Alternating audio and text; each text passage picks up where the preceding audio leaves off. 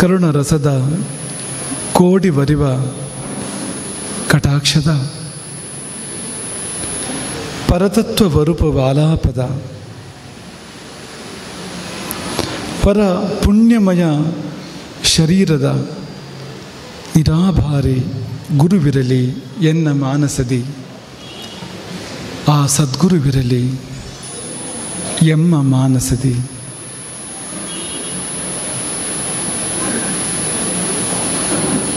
ಆಪದಾಮಪಹರ್ತಾರಂ ದಾತಾರಂ ಸರ್ವಸಂಪದಾಂ ಲೋಕಾಭಿರಾಮಂ ಶ್ರೀರಾಮಂ ಭೂಯೋ ಭೂಯೋ ನಮಾಮ್ಯಹಂ.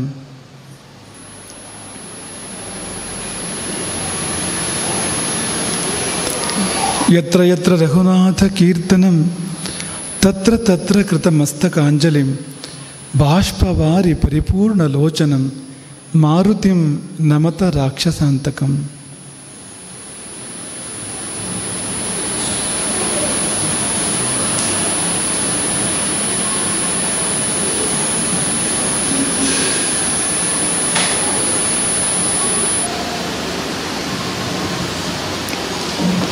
ಒಳಿತಿನ ರೂಪದಲ್ಲಿ ಸೃಷ್ಟಿಯ ಉದ್ದಗಲದಲ್ಲಿ ಪಸರಿಸಿರುವ ದೇವರೆಂಬ ದಿವ್ಯಶಕ್ತಿಗೆ ಪ್ರಣತಿಗಳು. ಒಳಿತಿನ ದಾರಿಯನ್ನು ತೋರುವ ಗುರು, ಒಳಿತಿನ ದಾರಿಗೆ ಬೆಳಕು ಚೆಲ್ಲುವ ಗುರು. ಈ ಸೃಷ್ಟಿಯಲ್ಲಿ ನಾವು ಇದ್ದೇವೆ, ಒಳಿತೂ ಇದೆ. ಆದರೆ ನಮಗೂ ಒಳಿತಿಗೂ ಮಧ್ಯೆ ಸೇತುವನ್ನು ಕಟ್ಟಿಕೊಡುವಂಥ ಆ ಗುರುತತ್ವಕ್ಕೆ ಅನಂತ ಅನಂತ ನಮನಗಳನ್ನು ಈ ಸಮಯದಲ್ಲಿ ಸಲ್ಲಿಸ್ತೇವೆ. ಇಂದು ಪೂರ್ಣಿಮೆ. ನಮ್ಮ ಮಠದ ಮಟ್ಟಿಗೆ ಇದು ಗುರುಪೂರ್ಣಿಮೆಯೇ ಹೌದು. ಆಷಾಢ ಪೂರ್ಣಿಮೆಯನ್ನು ಗುರುಪೂರ್ಣಿಮೆ ಎಂಬುದಾಗಿ ಸರ್ವತ್ರ ಆಚರಿಸ್ತಾರೆ. ಆದರೆ ಈ ಪೂರ್ಣಿಮೆ ಇದೆಯಲ್ಲ, ಹೋಳಿ ಹುಣ್ಣಿಮೆ, ಸಂವತ್ಸರದ ಕೊನೆಯ ಪೂರ್ಣಿಮೆ, ಇದು ಫಾಲ್ಗುಣ ಪೂರ್ಣಿಮೆ. ಮಠದ ಮಟ್ಟಿಗೆ ಯಾಕೆ ಇದು ಗುರುಪೂರ್ಣಿಮೆ ಅಂದರೆ, ನಮ್ಮ ಪರಮ ಗುರುಗಳು, ನಮ್ಮ ಗುರುಗಳ ಗುರುಗಳು, ನಿಮಗೆ ಪರಾತ್ಪರ ಗುರುಗಳಾಗ್ತಾರೆ ಅವರು, ನಮಗೆ ಪರಮ ಗುರುಗಳಾಗ್ತಾರೆ. ಅವರು ಪೂರ್ಣತೆಯನ್ನು ಕಂಡ ಪೂರ್ಣಿಮೆ. ನಮ್ಮ ಪರಮ ಗುರು ಪರಿಪೂರ್ಣತೆಯನ್ನು ಕಂಡ ಪೂರ್ಣಿಮೆ. ನೋಡಿ, ಇಲ್ಲಿ ಸಾವು ಮೃತ್ಯು ಇದೆಲ್ಲ ಅಲ್ಲ, ಪೂರ್ಣತೆಯನ್ನು ಕಾಣುವಂಥದ್ದು ಅಂತ. ಇಲ್ಲಿ ಸಾವು ಸೂತಕ ಅಲ್ಲ, ಇಲ್ಲಿ ಸಾವು ದುಃಖ ಅಲ್ಲ. ಸಾವು ಅಂದರೆ ಅದಕ್ಕಿಂತ ದೊಡ್ಡ ದುಃಖವೇ ಬೇರೆ ಇಲ್ಲ, ಅಂತಹ ದುಃಖದ ಒಂದು ಸಂಗತಿ ಈ ಜೀವಲೋಕದಲ್ಲಿ. ಆದರೆ ಈ ಗುರುವಿನ ವಿಷಯಕ್ಕಾಗುವಾಗ ಅಥವಾ ಜ್ಞಾನಗಳ ವಿಷಯಕ್ಕಾಗುವಾಗ ಅದು ಮರಣವಲ್ಲ, ಅದು ಮಹಾನವಮಿ. ಇದು ಎಲ್ಲಿವರೆಗೆ ಅಂದರೆ ನೋಡಿ, ನೀವು ಇವತ್ತೊಂದು ಆನಂದ ನರ್ತನವನ್ನು ನೋಡಿದಿರಿ. ತೀರ್ಥದ ಕುಂಭವನ್ನು ತಲೆ ಮೇಲಿಟ್ಟು ಒಂದು ಆನಂದದ ನೃತ್ಯವನ್ನು ವೈದಿಕೋತ್ತಮರು ಮಾಡಿದ್ದನ್ನು ನೀವು ಇವತ್ತು ನೋಡಿದಿರಿ. ಏನದು ಅಂದರೆ ನೋಡಿ, ಎಂದೋ ಒಂದು ಫಾಲ್ಗುಣ ಪೂರ್ಣಿಮೆಗೆ ನಮ್ಮ ಪರಮಗುರುಗಳು ಮುಕ್ತರಾಗಿರುವಂಥದ್ದು ಒಂದು ಘಟನೆ. ಬಹುತೇಕ ದೃಷ್ಟಿಯಿಂದ ಸಾವು ಅಂತದನ್ನು ಕರೀತಾರೆ, ಆಧುನಿಕ ದೃಷ್ಟಿಯಿಂದ ಅಥವಾ ಪಾಶ್ಚಿಮಾತ್ಯ ದೃಷ್ಟಿಯಿಂದ ಸಾವು ಅಂತ ಕರೀತಾರೆ ಅದನ್ನು. ಅಂಥದ್ದೊಂದು ಘಟನೆ. ಈಗ ಅದಾಗಿ ಎಷ್ಟೋ ಕಾಲ, 75 ವರ್ಷ ಸಂದಿದೆ. ಇದು 75ನೇ ಆರಾಧನೆ, ಇದು ಅಷ್ಟು ಕಾಲ ಕಳೆದಿದೆ. ಈ ಹೊತ್ತು ಈ ವಿಪ್ರೋತ್ತಮರಲ್ಲಿ, ವೈದಿಕರಲ್ಲಿ ಆ ಗುರುವನ್ನು 16 ಭಾವಿಸಿ 16 ಆವಾಹಿಸಿ ಪೂಜಿಸುವಂಥದ್ದು, ಅವರ ಕಾಲು ತೊಳೆದ ತೀರ್ಥ. ಅದನ್ನು ತಲೆ ಮೇಲೆ ಹೊತ್ತು ಆನಂದ ನರ್ತನ ಮಾಡಬೇಕಾದ್ರೆ ಅದ್ರ ಹಿಂದೆ ಹೋದರೆ, ನೀವು ಆ ಕುಂಭದ ಹಿಂದೆಯಿಂದ ಹೋದರೆ, ಕುಂಭದ ಹಿಂದೆ ವೈದಿಕರ ಪಾದ ತೊಳೆದ ತೀರ್ಥ ಇದೆ. ವೈದಿಕರಲ್ಲಿ ಗುರುಗಳಿದ್ದಾರೆ. 75 ವರ್ಷಗಳ ಹಿಂದೆ ಪೂರ್ಣತೆಯನ್ನು ಕಂಡಂಥ ಗುರುಗಳು. ಸಾವು ಸೂತಕವಾದರೆ ಹೀಗೆಲ್ಲ ಆಗಲಿಕ್ಕೆ ಸಾಧ್ಯವ ಅಂತ ತಲೆ ಮೇಲೆ ಹೊತ್ತು ಕುಣಿಯುವಂಥದ್ದು. ಕುಣಿಯೋದು ಯಾವಾಗ ಅಂದರೆ ಆನಂದವಾದಾಗ ಮಾತ್ರ ಕುಣಿಯುವಂಥದ್ದು. ಸಂತೋಷವಾಗಿ ಕುಣಿದಾಡಿದ ಅನ್ನೋ ಶಬ್ದ ಪ್ರಯೋಗ ಮಾಡ್ತಾರೆ ಹೊರತು ಎಲ್ಲಿಯೂ ದುಃಖ ಆಗಿ ಕುಣಿದಾಡ್ದ ಅಂತ ಹೇಳ್ತಾರೆ, ಬೇಜಾರಾಗಿ ಕುಣಿದಾಡ್ದ ಅಂತ ಹೇಳ್ತಾರೆ, ಇಲ್ಲ ಅಲ್ವ ಅಂತ. ಖುಷಿಪಟ್ಟು ಕುಣಿದಾಡಿದ ಅಂತ. ಯಾಕೆಂದರೆ ಆನಂದವು ಮುಂದುವರೆದು ನರ್ತನವಾಗಿ ಮಾರ್ಪಡುತ್ತದೆ. ಅದು ಸೃಷ್ಟಿಯ ಸಹಜ ಪ್ರಕ್ರಿಯೆ, ಇದು ಜೀವದ ಸಹಜ ಪ್ರತಿಕ್ರಿಯೆ, ಮನುಷ್ಯರಲ್ಲಿ ಮಾತ್ರ ಅಲ್ಲ. ಪಶು ಪಕ್ಷಿ ಪ್ರಾಣಿಗಳಲ್ಲಿ ಕೂಡ ಇರತಕ್ಕಂಥದ್ದು, ಸಂತೋಷವಾಗಿ ಕೆನೆಯುವಂಥದ್ದು, ಕುಣಿಯುವಂಥದ್ದು ಅಂತ. ಹಾಗೆ ಅದೊಂದು ಅಂದರೆ ಒಂದು ಭೌತಿಕ ಸ್ವರೂಪ ಕಳ್ಕೊಂಡು ಕೇವಲ ಆನಂದವಾಗಿ ಉಳಿಯಿತು ಅಂತ, ಕೇವಲ ಆನಂದವಾಗಿ ಉಳಿಯಿತು ಅಂತ. ಎಷ್ಟು ಭವ್ಯವಾಗಿ ನೋಡಿ, ಒಂದು ಈ ಜಗತ್ತಿನಲ್ಲಿ ಬೇರೆ ಎಲ್ಲಿ ಕೂಡ ಇಂಥದ್ದೊಂದು ಭಾವ ಇರಲಿಕ್ಕಿಲ್ಲ ಅಂತ, ಎಷ್ಟು ಉನ್ನತವಾಗಿ ಅದನ್ನು ಭಾವಿಸ್ತಾರೆ ನೋಡಿ ಅಂತ. ಯಾಕೆಂದರೆ ಅದು ಉನ್ನತವಾಗಿ ಇದೆ ಅಂತ. ಹಾಗಾಗಿ ಅಂಥದ್ದೊಂದು ದಿನ ಈ ದಿನ ಅಂತ, ಗುರುಪೂರ್ಣಿಮೆ ಅಂತ. ಚಂದ್ರನಿಗೂ ಈ ದಿನಕ್ಕೂ ಅದೇನು ಸಂಬಂಧವೋ ವಿಶೇಷ. ಯಾಕೆಂದರೆ ಇವತ್ತು ಪೂರ್ಣಿಮೆಯೂ ಹೌದು, ಸೋಮವಾರವೂ ಕೂಡ ಹೌದು. ವಾರಗಳಲ್ಲಿ ಪ್ರತಿಯೊಂದು ವಾರವೂ ಒಂದೊಂದು ಗ್ರಹದಿಂದ ಬರುವಂಥದ್ದು. ಭಾನುವಿನಿಂದ ಸೂರ್ಯನಿಂದ ಭಾನುವಾರ, ಮಂಗಲನಿಂದ ಮಂಗಳವಾರ, ಗುರುವಿನಿಂದ ಗುರುವಾರ, ಬುಧನಿಂದ ಬುಧವಾರ, ಶನಿಯಿಂದ ಶನಿವಾರ, ಹೀಗೆಲ್ಲ ಒಂದೊಂದು ಗ್ರಹದಿಂದ ಒಂದೊಂದು ವಾರ ಬರ್ತಕ್ಕಂಥದ್ದು. ಈ ಸೋಮವಾರ ಬರುವಂಥದ್ದು ಚಂದ್ರನಿಂದ ಅಂತ.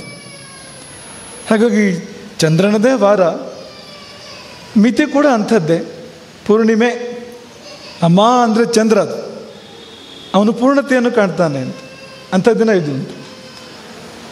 ಹಾಗಾಗಿ ಅದು ಚಂದ್ರ, ಇದು ಚಂದ್ರ. ನಮ್ಮ ದೇವರು ರಾಮಚಂದ್ರನೇ, ಗುರುಗಳು ಹಾಗೆ ರಾಮಚಂದ್ರರೇ. ರಾಮಚಂದ್ರ ಭಾರತಿಗಳು ಅಂತ ಗುರುಗಳ ಹೆಸರು ಕೂಡ ರಾಮಚಂದ್ರ ಭಾರತಿಗಳು ಅಂತ. ಅವರಿಗೂ ನೀರು ಅಂದರೆ ತುಂಬ ಪ್ರೀತಿ. ಚಂದ್ರ ಅಂದರೆ ನೀರು. ಜ್ಯೋತಿಷದಲ್ಲಿ ಚಂದ್ರನಿಂದ ನೀರನ್ನು ಭಾವಿಸ್ತಾರೆ. ಅವರು ನೀರಿನ ಮೇಲೆ ಎಷ್ಟೋ ಹೊತ್ತು ಶವಾಸನದಲ್ಲೋ ಯೋಗದ ವಿವಿಧ ಭಂಗಿಯಲ್ಲೋ ತೇಲ್ತಾ ವಿಶ್ರಾಂತರಾಗಿರ್ತಿದ್ರು ಎಂಬುದನ್ನು ನಾವು ನೋಡಿದವರ ಬಾಯಿಂದ ಅದನ್ನು ಕೇಳ್ತೇವೆ. ಅಂಥವರವರು. ಹಾಗಾಗಿ ಒಟ್ಟಿನಲ್ಲಿ ಏನು ಹೇಳಿದಾಗಾಯಿತು ಅಂದರೆ ತಂಪು ಅಂತ ಹೇಳಿದಾಗಾಯಿತು, ಬೇರೆ ಏನಿಲ್ಲ. ಈ ವಾರವೂ ತಂಪೆ, ಈ ಮಿತಿಯೂ ತಂಪೆ, ಆ ಗುರುಗಳೂ ತಂಪೆ, ಈ ದೇವರು ತಂಪೆ, ತಂಪೆಲ್ಲ ಸೇರಿ ಒಂದು ಮೊತ್ತವಾಗಿರ್ತಕ್ಕಂಥ ಒಂದು ದಿನ ಬೆಂಗಳೂರಿಗೆ ತುಂಬ ಅಗತ್ಯ. ಯಾಕೆಂದರೆ ನಾವು ನಿನ್ನೆ ಎಲ್ಲ ಮೊನ್ನೆ ಅಷ್ಟೇ ಹೇಳಿದ್ವಿ, ಇದು ಬೆಂದ ಕಾಳು ಊರು ಇದು ಅಂತ. ಹಾಗಾಗಿ ತಂಪು ಬೇಕಾಗಿದೆ ಇಲ್ಲಿಗೆ ಅಂತ. ಹಾಗೆ ನೋಡಿದರೆ ತಂಪು ಊರು ಅಂತಲೇ ಲೆಕ್ಕ ಬೆಂಗಳೂರು. ಹಾಗಿತ್ತು ಒಂದು ಕಾಲದಲ್ಲಿ, ಇವತ್ತು ಹಾಗಿದೆ ಅಂತಲ್ಲ. ಒಂದು ಕಾಲದಲ್ಲಿ ಇಡೀ ವರ್ಷ AC ಬೇಕಾಗೋದಿಲ್ಲ ಅನ್ನೋಂಥ ಒಂದು ಊರು, ಏರ್ ಕಂಡೀಷನ್ ಬೇಕಾಗೋದಿಲ್ಲ ಅಂತ ಊರು ಅದು. ಆದರೆ ಜಗತ್ತೇ ಬಿಸಿ ಆಗ್ತಾ ಹೋಗ್ತಾ ಇದೆಯಂತೆ. ದಿನದಿಂದ ದಿನಕ್ಕೆ ಈ ಜಗತ್ತಿನ ತಾಪಮಾನವೇ ಏರ್ತಾ ಇದೆ. ನಮ್ಮ ಮನಸ್ಸಿನ ತಾಪಮಾನವೂ ಕೂಡ, ನಿಮ್ಮ ಮನಸ್ಸಿನ ತಾಪಮಾನವೂ ಕೂಡ ಇರ್ತಾ ಇದೆ. ಎಲ್ಲಿ ನೋಡಿದರೂ ಮನಸ್ಸಿಗೆ ತುಂಬ ಒತ್ತಡ, ಸ್ಟ್ರೆಸ್, ಅಥವಾ ಅದರ ಬೇರೆ ಬೇರೆ ಅವತಾರಗಳು, ಆ ಸ್ಟ್ರೆಸ್ಸಿನ ಬೇರೆ ಬೇರೆ ಅವತಾರಗಳು. ಅದಕ್ಕೆ ಅವತಾರ ಅನ್ನೋದಕ್ಕಿಂತ ವಿಕಾರ ಅಂತ ಕರಿಬೋದು ಅಂತ. ಅಂಥದ್ದೆಲ್ಲ ತುಂಬ ಇರತಕ್ಕಂಥ ಒಂದು ಸಂದರ್ಭ. ಹಾಗಾಗಿ ಬೆಂದ ಕಾಳುಗಳನ್ನು ತಂಪು ಮಾಡೋದಕ್ಕೆ ರಾಮಚಂದ್ರ ದೇವರು, ರಾಮಚಂದ್ರ ಭಾರತಿಗಳು ಸೋಮವಾರದ ಪೂರ್ಣಿಮೆ ಎಂದು ಆರಾಧನೆಯಾಗಿ ಇಲ್ಲಿಗೆ ಬಂದರು. ಅಂದರೆ ಅದು ಯಥಾರ್ಥೋಕ್ತಿ, ಇದು ಇದ್ದ ವಿಷಯವನ್ನು ಹೇಳಿದಂತೆ ಆಯಿತು ಅಂತ. ಮತ್ತು ಗುರುವಿನ ಕಾರ್ಯವೂ ಕೂಡ ಅದೇ ಅಂತ, ತಂಪು ಕೊಡುವಂಥದ್ದು ಅಂತ. ಜೀವನ ಅಂದರೆ ಅಲ್ಲಿ ಬೇಗ ಇದ್ದೇ ಇದೆ. ಎಂಥ ಶ್ರೀಮಂತ ಇರಲಿ, ಬಡವ ಇರಲಿ, ಎಂಥ ಬಲಾಢ್ಯ ಇರಲಿ, ದುರ್ಬಲ ಇರಲಿ, ಗುಣವಂತ ಇರಲಿ ಅಥವಾ ಗುಣಹೀನ ಇರಲಿ, ಪಾಪಿ ಇರಲಿ, ಪುಣ್ಯಾತ್ಮ ಇರಲಿ, ಬೇಗ ಇಲ್ಲದ ಬದುಕೊಂದು ಉಂಟಾ ಅಂತ ಈ ಜಗತ್ತಿನಲ್ಲಿ? ಇಲ್ಲವೇ ಇಲ್ಲ ಅಂತ. ಯಾಕೆಂದರೆ ಈ ಭೂಮಿಯಲ್ಲಿ ಸಾಧ್ಯವೇ ಇಲ್ಲವಂಥದ್ದು. ಈ ಭೂಮಿಯಲ್ಲಿ ಬದುಕಬೇಕಾದ್ರೆ ಅಲ್ಲಿ ಸುಖ ಹೇಗೋ ದುಃಖ ಕೂಡ ಹಾಗೆ ಇದ್ದೇ ಇರ್ತದೆ. ಅದಿಲ್ಲದೆ ಜೀವನವೇ ಇಲ್ಲ ಅಂತ. ಬೇಯದ ಜೀವ ಇಲ್ಲ ಈ ಜಗತ್ತಿನಲ್ಲಿ, ಬೇಯದ ಜೀವವೇ ಇಲ್ಲ ಅಂತ. ಪ್ರಶ್ನೆ ಇರ್ಬೋದು, ಬೆಂದು ಏನಾದೆ ಅಂತ, ಸೀದು ಹೋದೆಯಾ ಅಥವಾ ಅರೆಬೆಂದು ಅಪಕ್ವವಾದೆಯಾ, ಇಲ್ಲ ಹದವಾಗಿ ಬೆಂದ ಕಾಳುಗಳ ಮಧ್ಯೆ ಸೇರಿಕೊಂಡೆಯಾ ಅಂತ, ಅಲ್ಲಿಗೆ ಸಲ್ತೀಯಾ? ಇದು ಆಗಬೇಕಾಗಿರುವಂಥದ್ದು ಅಂತ. ಅದಕ್ಕೆ ಆ ಗುರುವಿನ ತಂಪು ಬೇಕು. ಯಾಕೆಂದರೆ ಈ ಬೇಗೆ ತುಂಬ ಹೆಚ್ಚಾದರೆ ಜೀವ ಸೀದೇ ಹೋಗ್ತದೆ, ಸುಟ್ಟು ಕರಕಲಾಗಿ ಹೋಗ್ತದೆ, ಇನ್ನೇನು ಉಳಿಯೋದಿಲ್ಲ ಅಂತ. ಹದವಾದ ತಂಪು ಕೊಡ್ತಕ್ಕಂಥ ಒಂದು ಆಶೀರ್ವಾದ, ಒಂದು ಮಾರ್ಗದರ್ಶನ ಜೀವನದಲ್ಲಿ ಬೇಕೇ ಬೇಕು. ನೀವು ಅದಕ್ಕೆ ಅದು ಗುರು ಅಂತ ಕರೀರಿ, ಬೇರೆ ಏನಾದರೂ ಬೇಕಾದರೂ ಕರೀರಿ. ನಿಮಗೆ ಶಬ್ದ ಬೇಡ ಅಂತಿದ್ರೆ ಬೇರೆ ಶಬ್ದದಿಂದ ಕರಿಬೋದು. ಆದರೆ ಆ ವಿಷಯ ಜೀವನದಲ್ಲಿ ಅನಿವಾರ್ಯ ಅಂತ, ಅದು ಬೇಕೇ ಬೇಕು ಅಂತ. ಹಾಗಾಗಿ ಗುರು ನಿಮಗೆಲ್ಲ ತಂಪನ್ನು ಕೊಡಲಿ. ಬದುಕಿನ ಬೇಗ, ಈಗ ಬೇಸಿಗೆ ಕಾಲ ಆರಂಭ ಆಗಿಯೇ ಬಿಟ್ಟಿದೆ. ಬೇಸಿಗೆ ಕಾಲ ಈಗ ಮಾರ್ಚ್ ತಿಂಗಳಲ್ಲಿ ಆರಂಭ ಆಯಿತು ಅಂತ ಅಂದ್ಕೊಳ್ಬೇಡಿ. ನೀವು ಯಾವತ್ತು ಹುಟ್ಟಿದ್ರೋ ಅವತ್ತೇ ಆರಂಭ ಆಯ್ತದೆ ಬೇಸಿಗೆ ಕಾಲ. ಹುಟ್ಟಿದ ಮೇಲೇನು, ಗರ್ಭದಲ್ಲಿ ಇದ್ದಾಗಲೇ ಇತ್ತು ಬೇಸಿಗೆ ಅಂತ. ಜಠರಾಗ್ನಿಯ ಬಳಿಯಲ್ಲಿ ಜೀವ ಬೇಯುವಂಥ ಸಂದರ್ಭ ಅಂತ ಪುರಾತನವಾದ ಉಕ್ತಿಗಳು ವರ್ಣನೆ ಮಾಡ್ತೇವೆ. ಅಂದರೆ ಅದನ್ನು ತುಂಬ ವೈಜ್ಞಾನಿಕವಾಗಿ ವಿಶ್ಲೇಷಣೆ ಮಾಡಬೇಕಾದ ಅಗತ್ಯ ಇಲ್ಲ. ಅಲ್ಲೂ ಒಂದು ಬೇಗೆ ಇದೆ ಅಂತ, ಅಲ್ಲೊಂದು ಅಗ್ನಿ ಇದೆ, ಅಲ್ಲೊಂದು ಬೇಗೆ ಇದೆ, ಅಲ್ಲಿ ಒಂದು ವೇದನೆ ಇದೆ ಅಂತ. ಹಾಗಾಗಿ ಈ ಅಳಿವಿನಿಂದ ಆರಂಭವಾಗಿ ಅಳಿವಿನಲ್ಲಿ ಮುಕ್ತಾಯ ಆಗ್ತಕ್ಕಂಥ ಒಂದು ಬದುಕು, ಹುಟ್ಟುವಾಗ ತಾನೊಬ್ಬನೇ ಅಳುವಂಥದ್ದು, ಸಾಯುವಾಗ ಎಲ್ಲರೂ 10,000-100,000 ಮಂದಿ ಅಳುವಂಥದ್ದು, ಅಂಥ ಬದುಕು ಇದು ಅಂತ. ಅಂದರೆ ಸಣ್ಣ ಅಳಿವಿಂದ ಆರಂಭ ಆಗಿ ದೊಡ್ಡ ಅಳು. ಡೆವಲಪ್ಮೆಂಟ್ ಅಂದರೆ ಏನು, ಅಭಿವೃದ್ಧಿ ಅಂದರೆ ಏನು ಅಂದರೆ ಒಂದು ಅಳುವಿನಿಂದ 100 ಅಳುಗಳು, 1000 ಅಳುಗಳು ಅಂತ. ಇದೇ ಬೆಳವಣಿಗೆ ಅಂದರೆ ಜೀವನದ್ದು ಅಂತ. ಕೊನೆಯಲ್ಲಿ 100,000 ಮಂದಿ ಅಳುವಂಥ ವ್ಯವಸ್ಥೆ ಅಂತ. ಹಾಗಾಗಿ ತಂಪು ಕೊಡುವಂಥ ಚೇತನದ ನೆರಳು ನಮಗೆ ಖಂಡಿತವಾಗಿಯೂ ಬೇಕು ಅಂತ. ಅದೇ ಗುರು ಅಂದರೆ. ಹಾಗಾಗಿ ರಾಮಚಂದ್ರ ಭಾರತಿಗಳ ಆಶೀರ್ವಾದ ನಿಮಗೆಲ್ಲ ಈ ದಿನದಂದು ತುಂಬ ವಿಶೇಷವಾಗಲಿ. ಈ ವಿಪ್ರೋತ್ತಮರ ಆಶೀರ್ವಾದ, ವೇದವನ್ನು ಧಾರಣೆ ಮಾಡಿ ವೈದಿಕ ಮಾರ್ಗವನ್ನು ಬಲ್ಲವರಾಗಿ ನಮ್ಮ ಆಮಂತ್ರಣವನ್ನು ಒಪ್ಪಿ ಅದನ್ನೊಂದು ಗೌರವ ಎಂಬುದಾಗಿ ಭಾವಿಸಿ ಇಲ್ಲಿಗೆ ಬಂದು, ಈ ಅನೇಕರು ವಯೋವೃದ್ಧರಿದ್ದಾರೆ, ಅದರಲ್ಲಿ ಆರೋಗ್ಯ ಕ್ಷೀಣ ಇರುವಂಥವರಿದ್ದಾರೆ, ಅದರ ಮಧ್ಯೆ ಕೂಡ ಬಂದು 4 ತಾಸು ಗುರುವಾಗಿ ಕುಳಿತು, 4 ತಾಸು ಕೂತ್ಕೊಳ್ಳೋದು ದೊಡ್ಡ ವಿಷಯ ಅಂತಲ್ಲ, ಆದರೆ ಗುರುವಾಗಿ, ಪರಮ ಗುರುವಾಗಿ, ಪರಮೇಷ್ಠಿ ಗುರುವಾಗಿ ಅಥವಾ ವಿಷ್ಣುವಿನ 12 ಮೂರ್ತಿಗಳ ರೂಪದಲ್ಲಿ ಇಲ್ಲಿ ಕುಳಿತು ಈ ಸೇವೆಯನ್ನು ಗುರುವಿಗೆ ಸಲ್ಲಿಸಿ, ತಮ್ಮ ತನುವಿನ ಮೂಲಕ, ತಮ್ಮ ಪ್ರಕೃತಿಯ ಮೂಲಕ ಗುರುವಿಗೆ ಸಲ್ಲಿಸಿರ್ತಕ್ಕಂಥ ವಿಪ್ರವೃಂದದ ಆಶೀರ್ವಾದ ನಿಮ್ಮೆಲ್ಲರ ಮೇಲೆ ಇರಲಿ ಎಂಬುದಾಗಿ ಈ ಸಮಯದಲ್ಲಿ ನಾವು ಹರಸುವಂಥದ್ದು. ಹೋಳಿ ಹುಣ್ಣಿಮೆ, ಅದಕ್ಕೆ ಬೇರೆ ಬೇರೆ ಆಯಾಮಗಳಿದೆ.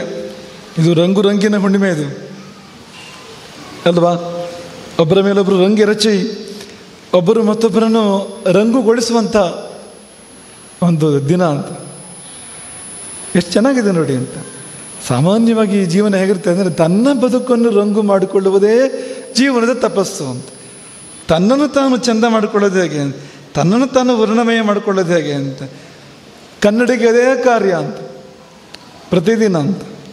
ಆದರೆ ಈ ಒಂದು ದಿನ ಹೇಗೆ ಅಂದರೆ, ಇನ್ನೊಬ್ಬರ ಮೇಲೆ ಬಣ್ಣವನ್ನು ಚೆಲ್ಲಿ ಆ ಸೊಬಗನ್ನು ಕೊಂಡು ಸಂತೋಷ ಪಡ್ತಕ್ಕಂಥ ಒಂದು ಒಳ್ಳೆಯ ದಿನ ಇದು. ಹಾಗೆ ಅಗ್ನಿಗೂ ಕೂಡ ತುಂಬ ಸಂಬಂಧ ಇರತಕ್ಕಂಥ ದಿನವೇ ಇದು. ನಾವು ಬೆಂದ ಕಡರು ಅಂತ ಹೇಳ್ತಾ ಇದ್ದೇವಲ್ಲ, ಈ ಪ್ರಹ್ಲಾದನ ಕಥೆ ಇವತ್ತಿಗೆ ಸಲ್ಲುವಂಥ ಕಥೆ ಅಂತ ಇದು.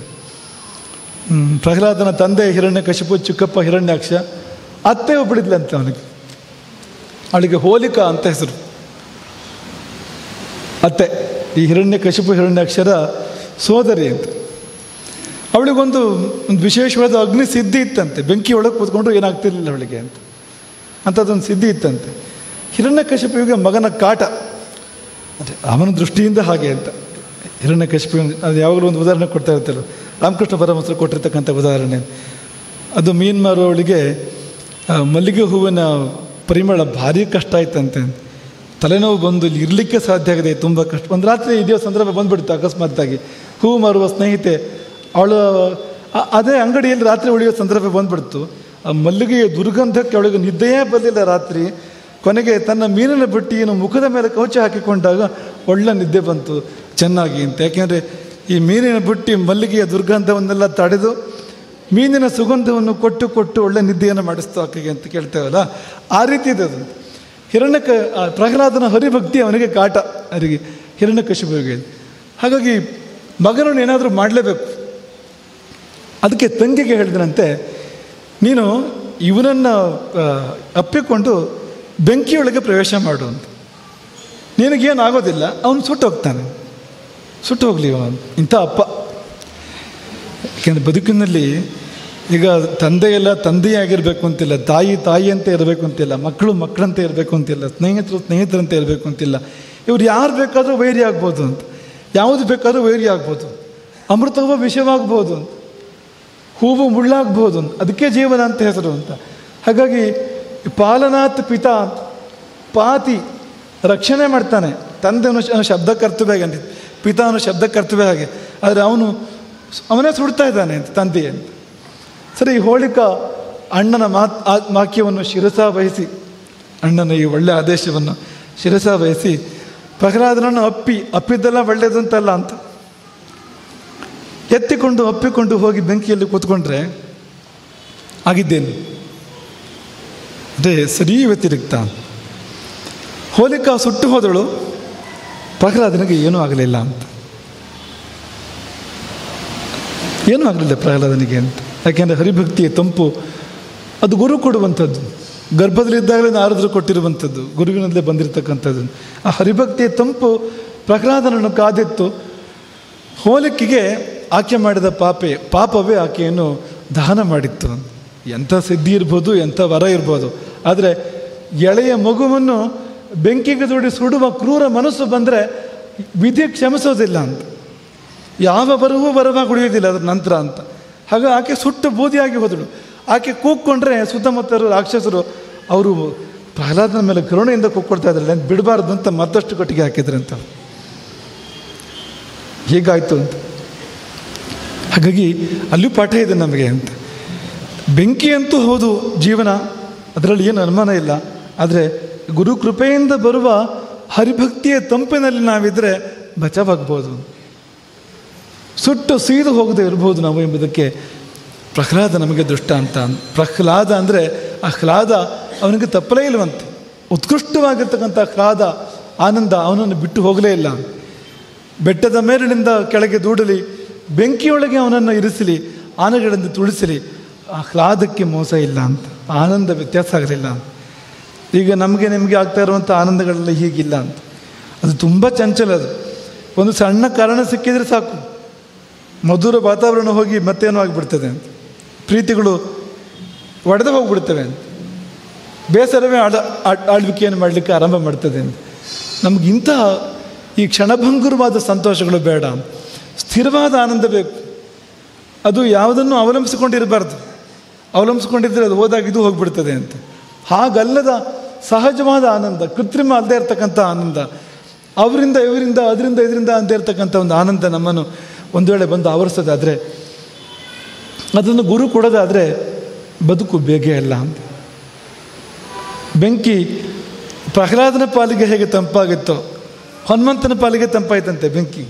ಸೀತೆ ಪ್ರಾರ್ಥನೆ ಮಾಡಿದಾಗ ಯಜ್ಞೇಶ್ವರನ ಮುಂದೆ ಹೋಗಿ ಪ್ರಾರ್ಥನೆ ಮಾಡಿದಂತೆ ಸೀತೆ. ರಾಕ್ಷಸರು ಬಂದು ಹೇಳಿದಂತೆ, ನಿನ್ನ ಜೊತೆ ಮಾತಾಡಿದ ಆ ಕಪಿ ಅಂತ ತಕ್ಕ ಶಾಸ್ತಿ ಆಯಿತು ಅವನಿಗೆ. ಏನಾಯಿತು? ಬಾಲಕ್ಕೆ ಬೆಂಕಿ ಹೆಚ್ಚಿ ಮೆರವಣಿಗೆ ಮಾಡ್ತಾ ಇದ್ದಾರೆ ಅಂತ. ಆಗ ಹೋಗಿ ಯಜ್ಞೇಶ್ವರನ ಮುಂದೆ ಆಕೆ ಪ್ರಾರ್ಥನೆ ಮಾಡಿದಾಗ ಬೆಂಕಿ ಮಾತಾಡಿತ್ತು. ಹಾಗೆ ಅಂದರೆ ಹೀಗೆ ಸುತ್ತಿತ್ತಂತೆ ಪ್ರದಕ್ಷಿಣಾಕಾರವಾಗಿ. ಅದರ ಭಾಷೆ ಅದು.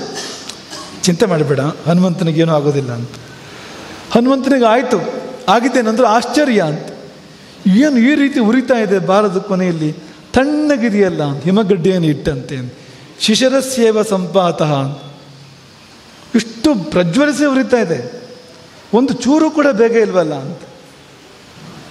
ಹಾಗೆ ಹನುಮಂತನ ಜೀವನದಲ್ಲಿ ಆ ಸಮಯದಲ್ಲಿ ಸೀತೆಯೋ ಶೀತೆಯೋ ಅವಳು ಶೀತ ತಂಪ ಮಾಡಿದ್ಲು ಅಂತ. ಶೀತೋಭವ ಹನುಮಂತ ಅಂತ ಅವಳು ಪ್ರಾರ್ಥನೆ ಇದ್ದಿದ್ದು. ಹಾಗೆ ನೀನು ಯಾರ ಪಾಲಿಗೆ ಏನಾದರೂ ಆಗಿರು, ಹನುಮಂತನ ಪಾಲಿಗೆ ಶೀತವಾಗುವಂಥ ಶೀತೋಭವ ಹನುಮತ ಅಂತ. ಹಾಗೆ ನಮ್ಮ ಜೀವನದಲ್ಲೂ ಯಾರಾದರೂ ಬರಬೇಡವಾ ಅಂತ. ಹನುಮಂತ ಮಾಡಿದಾಗ ನಾವು ಏನಾದ್ರು ತ್ಯಾಗ ಮಾಡಬೇಕು, ಏನಾದ್ರು ಸೇವೆಯನ್ನು ಮಾಡಬೇಕು. ಆಗ ನಮಗದು ಒದಗಿ ಬರುವಂಥದ್ದು ಅಂತ. ಗುರು ಹಾಗೆ ಬರ್ತಾನೆ. ಅವನು ಹುಣ್ಣಿಮೆಯನ್ನು ತರ್ತಾನೆ, ಸೋಮವಾರವನ್ನು ತರ್ತಾನೆ, ಸೋಮನನ್ನೇ ತರ್ತಾನೆ. ಜೀವನವನ್ನು ಹಿತವಾಗಿ ಪರಿವರ್ತನೆ ಮಾಡ್ತಾನೆ. ಅಂಥ ದಿನ ಇದು. ಕಾಮದಹನದ ದಿನವೂ ಕೂಡ ಹೌದಂತೆ. 3ನೇ ಕಣ್ಣು ತೆರೆದು ಕಾಮನನ್ನು ಶಿವ ಸುಟ್ಟನಂತೆ. ಆದರೆ ಶಿವನ ಸತಿ ತನ್ನ ಅಮೃತ ದೃಷ್ಟಿಯನ್ನು ನೋಡಿ ಆಕೆ ಆ ಕಾಮನನ್ನು ಮತ್ತೆ ಬದುಕಿಸಿದರಂತೆ. ಕಾಮ ಸಂಜೀವನೌಷಧಿ, ಕಾಮನ ಸಂಜೀವನಕ್ಕೆ ಆಕೆ ಔಷಧಿ ಅಂತ. ಆಕೆಯ ದೃಷ್ಟಿಯ ಔಷಧ ಅಂತ. ಹಾಗೆ ಗುರುದೃಷ್ಟಿ ಕೂಡ ಅಂತ. ಅದು ಗುರುದೃಷ್ಟಿಯ ಸುದ್ದಿ ಕೂಡ ಇದೆ ಇವತ್ತು. ಗುರುದೃಷ್ಟಿ ಬಗ್ಗೆ ಏನು ಹೇಳಿದೆ ಇದ್ರೆ ಮೋಹನ ಹೆಗಡೆಯವರು ಆಶೀರ್ವಚನ ಪೂರ್ತಿ ಆಯಿತು ಅಂತ ಒಪ್ಪೋದಿಲ್ಲ ಅಂತ. ನಮಗೆ ಗೊತ್ತಿದೆ ಅಂತ. ಗುರುದೃಷ್ಟಿ ಬಗ್ಗೆ ಮಾತಾಡಲೇಬೇಕು ಅಂತ ಹೇಳ್ತಾರೆ ಅವರು ಅಂತ. ಅದಕ್ಕೆ ಹೆಸರು ಕೂಡ ಗುರುದೃಷ್ಟಿ ಅಂತಲೇ ನಾವೇ ಇಟ್ಟಿದ್ದು. ಯಾಕೆಂದರೆ ಮುಖ್ಯ ಅದೇ ಅಲ್ವಾ ಅಂತ. ಒಂದು ಗುರು ದೃಷ್ಟಿ ಅಂದರೆ ನೋಟ ಅಂತ. ಗುರುದೃಷ್ಟಿ ಅಂದರೆ ಗುರುವಿನ ನೋಟ ಮತ್ತು ಗುರುವನ್ನು ನೋಡುವ ನೋಟ, ಅದೆರಡೂ ಆಗುವಂಥ ಒಂದು ಸಭಾಂಗಣ ಅಂತ, ಒಂದು ಜಾಗ ಅಂತ. ಈ ಜಾಗ ನಮ್ಮ ಪುನರುಸು ಇದೆ. ಇದು ಯಾಕಿದೆ ಅಂದರೆ ಇದು ನಾವು ನಿಮ್ಮನ್ನು ನೋಡುವಂಥದ್ದು, ನೀವು ನಮ್ಮನ್ನು ನೋಡುವಂಥದ್ದು. ಈ ಕಾರ್ಯಕ್ರಮ ಆಗ್ತದೆ ಇಲ್ಲಿ. ಮಾತುಕತೆ ಆಗ್ತದೆಲ್ಲೋ ಗೊತ್ತಿಲ್ಲ, ಮಂತ್ರಾಕ್ಷತೆ ಸಿಗ್ತದೆಲ್ಲೋ ಗೊತ್ತಿಲ್ಲ, ಆದರೆ ಇಷ್ಟಂತೂ ಆಗ್ತದೆ ಅಂತ. ದೃಷ್ಟಿ ಅಂತ, ದೃಷ್ಟಿ ವಿನಿಮಯ ಅಂತ. ಅದೃಷ್ಟ ಚೆನ್ನಾಗಿದ್ದರೆ, ನಮಗೂ ಯೋಗ್ಯತೆ ಇದ್ದರೆ ಏನಾಗ್ಬೋದು ಅಂದರೆ ಆ ದೃಷ್ಟಿ ಒಂದೇ ಎಲ್ಲವನ್ನು ಮಾಡಿಬಿಡ್ಬೋದು. ಏನೇನು ಬೇಕೋ ಅದು ಎಲ್ಲವನ್ನು ಕೂಡ ಒಂದೂ ಮಾತಿಲ್ಲದೆ ದಕ್ಷಿಣಾಮೂರ್ತಿ ಕಥೆ ಕೇಳ್ತೇವಲ್ಲ, ಗುರುವಸ್ತು ಮೌನಂ ವ್ಯಾಖ್ಯಾನಂ ಶಿಷ್ಯಾಸ್ತು ಚಿನ್ನ ಸಂಶಯ. ಗುರು ಒಂದೂ ಮಾತಾಡಲಿಲ್ಲ, ಶಿಷ್ಯರಿಗೆ ಯಾವ ಸಂಶಯವೂ ಉಳಿಲಿಲ್ಲ. ಶಿಷ್ಯರೆಲ್ಲ ಮುಪ್ಪಿನ ಮುದುಕರು, ಗುರು ನವತರುಣ, ವೃದ್ಧ ಶಿಷ್ಯಾಹ ಗುರುರ್ಯುವ. ಗುರುವಸ್ತು ಮೌನಂ ವ್ಯಾಖ್ಯಾನಂ ಶಿಷ್ಯಾಸ್ತು ಚಿನ್ನ ಸಂಶಯ. ನೋಟ ಒಂದೇ ಅಂತ, ಆ ದಕ್ಷಿಣಾಮೂರ್ತಿಯ ದರ್ಶನ ಒಂದೇ ಪರ್ಯಾಪ್ತವಾಯಿತು ಅಂತ, ಶಿಷ್ಯರನ್ನು ಅದು ಉದ್ಧಾರ ಮಾಡಿತ್ತು ಅಂತ ನಾವು ಕೇಳ್ತೇವೆ ಅಂತ. ಹಾಗೆ ಗುರು ದೃಷ್ಟಿ ಅಂದರೆ ಅದು ಅಂತ. ಅದಕ್ಕೊಂದು ಚಿನ್ನದ ಮಂತ್ರಾಕ್ಷತೆ ಎನ್ನುವ ಒಂದು ಕಲ್ಪನೆ ಬಂದಿದೆ. ನಮಗನ್ಸೋದು ಇದು ಕೂಡ ಚಿನ್ನದ ಮಂತ್ರಾಕ್ಷತೆ, ಅದು ಬಣ್ಣ ನೋಡಿ ಏನೂ ವ್ಯತ್ಯಾಸ ಇಲ್ಲ ಅಂತ. ಆದರೆ ಭೌತಿಕವಾಗಿ ಇದಕ್ಕೊಂದು ಆಯಸ್ಸಿದೆ. ಅದಿಲ್ಲದೆ ಬಹಳ ಕಾಲ ಹಾಗೆ ಇರುವಂತೆ ಇರಬೇಕು ಅಂದರೆ ಅದಕ್ಕೆ ಸ್ವರ್ಣದ ಒಂದು ಲೋಹದ ರೂಪ ಕೊಡಬೇಕಾಗ್ತದೆ ಅಂತ, ಅಂಥದ್ದೊಂದು ಪರಿಕಲ್ಪನೆಯನ್ನು ಮಾಡಲಾಗಿದೆ. ಒಂದು ಸಮಯ ಬಂದು ನೀವೆಲ್ಲರೂ ಅದಕ್ಕೆ ಭಾಜನರಾಗುವಂತೆ ಆಗಬೇಕು ಅನ್ನುವ ಆಸೆ, ಅಪೇಕ್ಷೆ ನಮ್ಮದು. ಅದು ನಿಮ್ಮನ್ನು ಅರಸಿಕೊಂಡು ಬರಬೇಕು, ನಿಮ್ಮೊಟ್ಟಿಗೆ ಅದು ಇರಬೇಕು. ಒಂದು ಸ್ಥಿರ ಮಂತ್ರಾಕ್ಷತೆ, ಶಾಶ್ವತ ಆಶೀರ್ವಾದ ನಿಮ್ಮೆಲ್ಲರೊಟ್ಟಿಗೆ ಅದು ಇರಬೇಕು ಎಂಬುದಾಗಿ ನಾವು ಬಯಸ್ತೇವೆ. ಶಿವದರ್ಶನ ಎಂಬ ಗ್ರಂಥದ ಲೋಕಾರ್ಪಣೆ ಕೂಡ ಇವತ್ತು ಆಗಿದೆ. ಅದು ವಿಷ್ಣು ಕಂಡ ಶಿವ, ವಿಷ್ಣು ಭಟ್ರು ಅವರು ವಿಷ್ಣು ಸಹಸ್ರನಾಮದ ವ್ಯಾಖ್ಯಾನವನ್ನು ಮೊದಲು ಬರೆದರು. ಇನ್ನೂ ಅನೇಕ ಕೃತಿಗಳನ್ನು ಮಾಡಿದ್ದಾರೆ. ಈಗ ಅವರು ರುದ್ರಯಾಮಳ ಮತ್ತು ಶಿವ ಸಹಸ್ರನಾಮದ ವಿವರಣೆಯನ್ನು ಒಂದು ಉದ್ಗ್ರಂಥದ ರೂಪದಲ್ಲಿ, ದೊಡ್ಡ ಗ್ರಂಥದ ರೂಪದಲ್ಲಿ ಅವರು ಮಾಡಿ ಸಮಾಜಕ್ಕೆ ಅರ್ಪಣೆ ಮಾಡಿದ್ದಾರೆ. 84 ವಯಸ್ಸು ಮೀರಿರ್ತಕ್ಕಂಥ ಅಂಥ ಒಂದು ಹಿರಿಯ ಚೇತನ ಈಗಲೂ ಅಕ್ಷರದ ಕೃಷಿಯಲ್ಲೂ ತಮ್ಮನ್ನು ತಾವು ತೊಡಗಿಸಿಕೊಂಡು ತಪಸ್ಸಿನ ಹಾಗೆ ಅದನ್ನು ಮಾಡ್ತಾ ಇದ್ದಾರೆ. ಆ ಹಿರಿಯ ಚೇತನ ನಿಮಗೆಲ್ಲ ಸ್ಫೂರ್ತಿಯಾಗಲಿ. ಮತ್ತು ನೀವೆಲ್ಲ ಆ ಶಿವನ, ವಿಷ್ಣುವಿನ, ದೇವಿಯ ನಾಮಗಳ ನಡುವೆ ನಿಮ್ಮ ಬದುಕಿನ ಶ್ರೇಯಸ್ಸನ್ನು ಹುಡುಕುವಂಥ ಸಂದರ್ಭ ಒದಗಿ ಬರಲಿ ಎಂಬುದಾಗಿ ನಾವು ಆಶಿಸುವಂಥದ್ದು. ಒಂದು ಮಾತನ್ನು ಈ ಸಮಯದಲ್ಲಿ ನಾವು ನೆನಪು ಮಾಡಿಕೊಳ್ತೇವೆ. ಸಹಸ್ರನಾಮಗಳು ಯಾಕೆ ಅಂತ, ಒಂದು ನಾಮ ಸಾಲದ ಅಂತ, 2 ನಾಮ ಸಾಲದ ಅಂತ, 1000 ನಾಮಗಳು ಯಾಕೆ ಅಂದರೆ ನಮ್ಮ ಮನಸ್ಸು ಅದು ಬದಲಾವಣೆ ಬಯಸ್ತಾ ಇರ್ತದೆ. ತಾನೂ ಯುದ್ಧ ಆಗಿರೋದಿಲ್ಲ, ಮೋಡದ ಹಾಗೆ ಮನಸ್ಸು ಕ್ಷಣ ಕ್ಷಣಕ್ಕೂ ಆಕಾರ ಬದಲಾಗ್ತಾ ಇರ್ತದೆ ಅದು. ಮತ್ತು ಅದರ ಅಭಿರುಚಿಗಳು ಹಾಗೆ, ಎಷ್ಟೇ ಒಳ್ಳೆಯದಾದರೂ ಎಷ್ಟೇ ರುಚಿದಾದರೂ ಕೂಡ ಒಂದು ಸಾರಿ ತಿಂದರೆ ಚೇಂಜ್ ಬೇಕು ಅಂತ ಕೇಳ್ತದೆ ಅಂತ ಕೊಡಲೇದಂತ. ಅದೇ ದಿನ ಅದೇ ಅಂದರೆ ಆಗೋದಿಲ್ಲ. ನೀವು ತುಂಬ ಇಷ್ಟಪಡುವ ತಿಂಡಿ ಆದರೂ, ಅಂಥ ಭಕ್ಷ್ಯವೇ ಆದರೂ, ಮಧ್ಯಾಹ್ನ ಅದೇ, ಸಾಯಂಕಾಲ ಅದೇ, ಬೆಳಗ್ಗೆ ಅದೇ ಅಂದರೆ ನೀವು ಒಂದು 2-3-4 ದಿವಸದಲ್ಲಿ ಜೀವಮಾನದಲ್ಲಿ ನೀವು ತಿನ್ನೋದಿಲ್ಲ ಅದನ್ನು ಅನ್ನೋ ಮಟ್ಟಕ್ಕೆ ನೀವು ಹೋಗಿಬಿಡ್ತೀರಿ ಅಂತ. ಈ ಮನುಷ್ಯನ ಮನಸ್ಸು ಅಂಥದ್ದು ಅಂತ, ಅದು ಒಂದರಲ್ಲಿ ನಿಲ್ತಾ ಇಲ್ವಲ್ಲ, ಅದು ಅಂತ ಬದಲಾವಣೆಯನ್ನು ಬಯಸ್ತದಲ್ಲ ಅಂತ. ಅದಕ್ಕೆ ಋಷಿಗಳು ಯೋಚನೆ ಮಾಡಿದ್ದೇನೆಂದರೆ ಒಂದರಲ್ಲೇ ನಿಲ್ಲಿಸಬೇಕು ಮನಸ್ಸನ್ನು, ಆದರೆ ಬದಲಾವಣೆ ಕೂಡ ಆಗ್ತಾ ಇರಬೇಕು. ಆಗ ಬಂದಿದ್ದು ಸಹಸ್ರನಾಮ. ಬೇರೆ ಬೇರೆ ಬೇಕಾ? ಶಿವನದೇ 1000 ನಾಮಗಳು, 1000 ರೂಪಗಳು. ವಿಷ್ಣುವಿನದ್ದೇ 1000 ನಾಮಗಳು, 1000 ರೂಪಗಳು. ನಿನಗೆ ಬದಲಾವಣೆ ಬೇಕಲ್ವಾ, ಚೇಂಜ್ ಬೇಕು ಅಲ್ವಾ, ಅಲ್ಲೇ ಮಾಡ್ತಾ ಇರೋಂಥ. ಈಗ ಹಸುವನ್ನು ಅಥವಾ ಮನೆಯಲ್ಲಿ ಎತ್ತನ್ನು, ಹಸುವನ್ನು ಬಿಟ್ಟುಬಿಟ್ರೆ ಅದು ವಾಪಸ್ ಬರೋದಿಲ್ಲ. ಕೆಲವು ಸರ್ತಿ 3 ದಿವಸ 4 ದಿವಸ ವಾಪಸ್ ಬರೋದಿಲ್ಲ. ಈ ಹೋರಿಗಳ ಸ್ವಭಾವ ಹಾಗೆ, ಪಕ್ಕ ವಾಪಸ್ ಮನೆಗೆ ಬರೋದಿಲ್ಲ. ಅವು ನಿಧಾನಕ್ಕೆ ಬರ್ತವೆ, ಸ್ವಾತಂತ್ರ್ಯವನ್ನು ಅಪೇಕ್ಷೆ ಪಡ್ತೇವೆ ಜಾಸ್ತಿ ಅವು. ಮತ್ತು ಇವತ್ತಿನ ಕಾಲ ಹೇಗಿದೆ ಅಂದರೆ ನೀವು ಬಿಟ್ಟರೆ ಅದು ಬಂದೇ ಬಿಡ್ತದೆ ಅಂತ, ಬರಲಿಕ್ಕೆ ಅದು ಸಾಧ್ಯ ಅಂತನೋ ಧೈರ್ಯ ಇಲ್ಲ ಅಂತ. ಮನೆಯಿಂದ ಬಿಟ್ಟರೆ ಅದು ಅದರ ಹೊಟ್ಟೆ ತುಂಬಿಸ್ಕೊಡ್ಲಿಕ್ಕೆ ಅಂತ ನಾವು ಕಳಿಸ್ಕೊಡೋದು. ಯಾರ ಹೊಟ್ಟೆ ತುಂಬಬಹುದು ಅಂತ ಹೇಳಲಿಕ್ಕೆ ಸಾಧ್ಯ ಇಲ್ಲ ಅಂತ, ವಾಪಸ್ ಬರುವ ಧೈರ್ಯ ಇಲ್ಲ ಅಂತ. ಅದಕ್ಕೊಂದು ಉಪಾಯ ಏನಂದರೆ ತೋಟದೊಳಗೆ ಉದ್ದ ಹಗ್ಗವನ್ನು ಕಟ್ಟಿ, ಉದ್ದ ಹಗ್ಗವನ್ನು ಯಾವುದಾದ್ರು ಒಂದು ಮರಕ್ಕೆ ಕಟ್ಟಿ ಬಿಟ್ಬಿಟ್ರೆ ಅದು ಓಡಾಡ್ಬೋದು. ಆದರೆ ತೋಟವನ್ನು ದಾಟಿ ಹೋಗುವಂತೆ ಇಲ್ಲ. ಆ ಹಗ್ಗ ಎಷ್ಟು ಉದ್ದ ಇದೆಯೋ ಆ ಪರಿಧಿಯಲ್ಲಿ ಓಡಾಡ್ಬೋದು ಅಂತ. ಹಾಗೆ ಸಹಸ್ರನಾಮ ಅಂದರೆ ಏನು ಅಂದರೆ, ಒಂದು ತೋಟಕ್ಕೆ ಬೇಲಿ ಹಾಕಿ ಅದರೊಳಗೆ ಒಂದು ಹಗ್ಗ ಕಟ್ಟಿ ನಮ್ಮನ್ನು ಬಿಟ್ಟ ಹಾಗೆ ಅಂತ, ಇಲ್ಲೇ ಓಡಾಡುವಂತೆ. ಶಿವನ 1000 ರೂಪಗಳು 1000 ನಾಮಗಳು ಅಲ್ಲೇ ಸಂಚಾರ ಮಾಡು, ಹೊರಗಡೆ ಹೋಗಬೇಡ ಅಂತ, ಅದನ್ನು ಬಿಟ್ಟು ಆ ಕಡೆ ಹೋಗಬೇಡ ಅಂತ, ಅಂಥದ್ದದು ಅಂತ. ಹಾಗಾಗಿ ಹೀಗೆ ಅವ್ರಿಗೆ ತುಂಬ ಆಲೋಚನೆಗಳು ಮಾಡಿದ್ದಾರೆ ಅವರು. ಅಂದರೆ ಹೇಗೆ ಮಾಡಿ ಇವರಿಗೆ ಒಳಿತನ್ನು ಕೊಡಬಹುದು, ಏನೇನು ಸಮಸ್ಯೆಗಳು ಬರ್ಬೋದು, ಇವರ ಕಷ್ಟಗಳು ಏನು, ದೌರ್ಬಲ್ಯಗಳು ಏನು, ಒಂದೊಂದಕ್ಕೂ ರೂಪಾಯಿಗಳನ್ನು ಚಿಂತನೆ ಮಾಡಿದ್ದಾರೆ ಅಂತ. ಅವರು ಎತ್ತರಕ್ಕೆ ಮಾತ್ರ ಅಲ್ಲ, ನಾವಿರುವ ಆಳಕ್ಕೂ ಕೂಡ ಅವರು ಚಿಂತನೆ ಮಾಡಿದ್ದಾರೆ. ಏನು ಮಾಡಿದರೆ ಈ ದುರ್ಬಲ ಮನಸ್ಸುಗಳು ಕೂಡ ತತ್ವವನ್ನು ಅನುಸಂಧಾನ ಮಾಡ್ಬೋದು, ಒಳಿತನ್ನು ಸ್ವೀಕಾರ ಮಾಡ್ಬೋದು ಎಂಬ ಬಗ್ಗೆ ಅವರು ಮಾಡಿದ ಚಿಂತನೆಗಳು, ಅವರ ಕನಿಕರ, ಅದು ಅದ್ಭುತ ಅಂತ. ಹಾಗೆ ಅಂಥದ್ದೊಂದು ಕೃತಿ ಶಿವದರ್ಶನ ಇವತ್ತು ಲೋಕಾರ್ಪಣೆಯಾಗಿದೆ. ನಿಮಗೆಲ್ಲ ಶಿವದರ್ಶನ ಆಗಲಿ ಎಂಬುದಾಗಿ ಈ ಸಮಯದಲ್ಲಿ ನಾವು ಹಾರೈಸಿ ಇಲ್ಲಿ ಸೇರಿದ ಎಲ್ಲರನ್ನೂ ತುಂಬ ಪ್ರೀತಿಯಿಂದ ಆಶೀರ್ವದಿಸ್ತೇವೆ. ರಾಮಚಂದ್ರ ಭಾರತಿಗಳ ಶಿಷ್ಯರು ರಾಘವೇಂದ್ರ ಭಾರತಿಗಳು. ರಾಮಚಂದ್ರ ಭಾರತಿಗಳ ಸಮಾಧಿ ಕೆಕ್ಕಾರ್ ಮಠದಲ್ಲಿದೆ. ರಾಘವೇಂದ್ರ ಭಾರತಿಗಳ ಸಮಾಧಿ ಇಲ್ಲಿದೆ, ಗಿರಿನಗರದ ಮಠದಲ್ಲಿದೆ. ಕೆಕ್ಕಾರು ಮಠದವರಿಗೆ ನಾವು ದೊಡ್ಡ ಗುರುಗಳ ಅಂದರೆ ರಾಘವೇಂದ್ರ ಭಾರತಿಗಳ ಆರಾಧನೆಯನ್ನು ಕೊಟ್ಟೆವು. ಹಾಗೆ ಪರಮಗುರುಗಳ ರಾಮಚಂದ್ರ ಭಾರತಿಗಳ ಆರಾಧನೆ ಇಲ್ಲಿಗೆ ಕೊಟ್ಟೆವು. ಅದು ಯಾಕೆ ಹಾಗೆ ಮಾಡಿದ್ದಂದರೆ, ಶಿಷ್ಯರ ಸಮಾಧಿಯ ಸನ್ನಿಧಿಯಲ್ಲಿ ಗುರುವಿನ ಆರಾಧನೆ ಇಲ್ಲಿ ಬೆಂಗಳೂರಿನಲ್ಲಿ, ಅಲ್ಲಿ ಕೆಕ್ಕಾರದಲ್ಲಿ ಗುರುವಿನ ಸಮಾಧಿಯ ಸನ್ನಿಧಿಯಲ್ಲಿ ಶಿಷ್ಯರ ಆರಾಧನೆ ಅಂತ. ರಾಮಚಂದ್ರ ಭಾರತಿಗಳ ಸನ್ನಿಧಿಯಲ್ಲಿ ಕೆಕ್ಕಾರ ಮಠದಲ್ಲಿ ರಾಘವೇಂದ್ರ ಭಾರತಿಗಳ ಆರಾಧನೆ, ಹಾಗೆ ರಾಘವೇಂದ್ರ ಭಾರತಿಗಳ ಸಮಾಧಿಯ ಸನ್ನಿಧಿಯಲ್ಲಿ ಅವರ ಗುರುಗಳ ರಾಮಚಂದ್ರ ಭಾರತಿಗಳ ಆರಾಧನೆ ಅಂತ. ಅಂದರೆ ಅವರು ನಡೆಸುವಂಥದ್ದು ಅಂತ, ಅವರ ಮುಂದಾಳತ್ವದಲ್ಲಿ ಆಗಬೇಕಾಗಿರುವಂಥದ್ದು ಅಂತ. ಹಾಗಾಗಿ ಇಲ್ಲಿ ಆಗಿರುವಂಥದ್ದು ಅದು ಇಲ್ಲಿ ಸಾಂಗವಾಗಿ ನೆರವೇರಿದೆ. ಮತ್ತೊಮ್ಮೆ ನಿಮಗೆಲ್ಲ ಗುರುಗಳ ಆಶೀರ್ವಾದದ ತಂಪನ್ನು ಬಯಸ್ತೇವೆ. ನಿಮಗೆಲ್ಲ ಬೇಗ ಈ ಅನುಭವ ಇದೆ ಜೀವನದಲ್ಲಿ. ಬೆಂಗಳೂರು ಅಂದರೆ ಎರಡು, ಒಂದು ಬೇಗ, ಇನ್ನೊಂದು ಬೇಗೆ.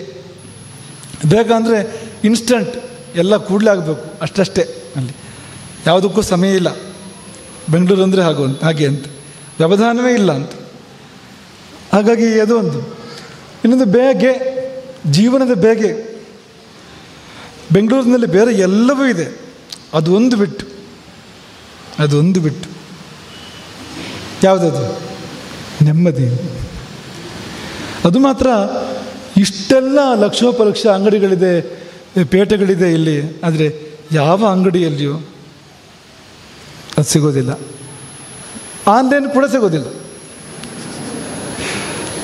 ಅದು ಒಂದೇ, ಅಲ್ಲಿಗೆ ಆನ್ಲೈನ್ ಆದರೆ ಸಿಗ್ಬೋದು ಹೊರತು, ಗುರುವಿನ ಜೊತೆಗೆ ನಿಮ್ಮ ಆನ್ಲೈನ್ ಸಂಬಂಧ ಬೆಳೆಸ್ಕೊಂಡ್ರೆ ಅದು ಆಗ್ಬೋದು ಹೊರತು ಇನ್ನು ಬೇರೆ ಎಲ್ಲಿಯೂ ಕೂಡ ಅದು ನಮಗೆ ದೊರೆಯುವಂಥದ್ದಲ್ಲ ಅಂತ. ಹಾಗಾಗಿ ನಿನ್ನಷ್ಟು ನೆಮ್ಮದಿಯು ಎಲ್ಲಿಹುದು ರಾಮ ಅಂತ, ಅದು ಬೇರೆ ಎಲ್ಲಿದೆ ಅದು ಅಂತ. ರಾಮಚಂದ್ರನಿಗೆ ರಾಮಚಂದ್ರ ಭಾರತಿ ಗುರುಗಳು, ರಾಮಚಂದ್ರ ದೇವರು ಎರಡೂ ಕಡೆ ಅನ್ವಯ ಮಾಡ್ಕೊಂಡು ಹೇಳೋದಾದರೆ, ನಿನ್ನಷ್ಟು ನೆಮ್ಮದಿಯು ಎಲ್ಲಿಹುದು ರಾಮ ಅಂತ. ಅವನು ನಿಮಗೆ ತುಂಬ ನೆಮ್ಮದಿಯನ್ನು ಮಳೆ ಸುರಿಸಿದ ಹಾಗೆ ಸುರಿಸಲಿ. ಇನ್ನು ಏನೂ ಜೀವನದಲ್ಲಿ ಬೇಗ ಇಲ್ಲ ಅಂತ, ಬೇಗವೂ ಇಲ್ಲ ಅಂದರೆ ಧಾವಂತ ಇಲ್ಲ, ಸಮಾಧಾನ ಅಂತ. ಅಂಥ ಸಮಾಧಾನವನ್ನು ನಿಮಗೆ ಕೊಡಮಾಡಲಿ ಎಂಬುದಾಗಿ ತುಂಬ ವಾತ್ಸಲ್ಯದಿಂದ ಮನಸ್ಸು ಕರಗಿ ಹಾರೈಸುವಂಥದ್ದು ಅಂತ. ಯಾವ ಕಷ್ಟ ಇದ್ದರೂ, ಯಾವ ಕ್ಲೇಶ ಇದ್ದರೂ, ಯಾವ ಬೇಗ ಇದ್ದರೂ ಅದೆಲ್ಲ ಶಮನಾಗಿ ತಂಪಿನ ಬದುಕನ್ನು ನೀವೆಲ್ಲ ಸಾಗಿಸುವಂತಾದರೆ ನಮಗೆ ಧನ್ಯತೆ ಅದು ಅಂತ, ನಮಗೆ ಧನ್ಯತೆ ಅದು ಅಂತ. ಹಾಗಾಗಿ ಅಂಥದ್ದಾಗಲಿ ಗುರುಗಳ ದಯೆಯಿಂದ ಎಂಬುದಾಗಿ ಹಾರೈಸ್ತೇವೆ. ಎಲ್ಲರಿಗೂ ಒಳ್ಳೆಯದಾಗಲಿ ಅಂತ ಪಣೆ ಆಗ್ತದೆ. ಹರೇ ರಾಮ.